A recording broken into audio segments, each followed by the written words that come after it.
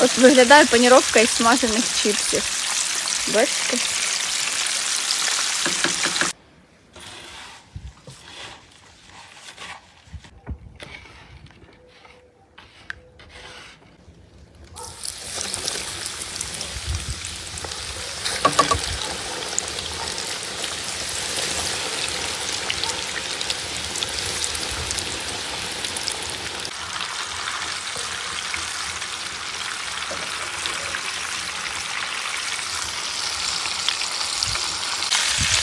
А це такі котлетки, майже по-київськи, у фритюрі.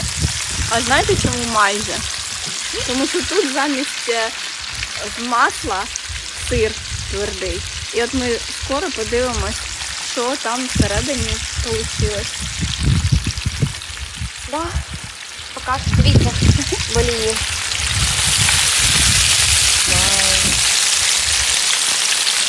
Как будто это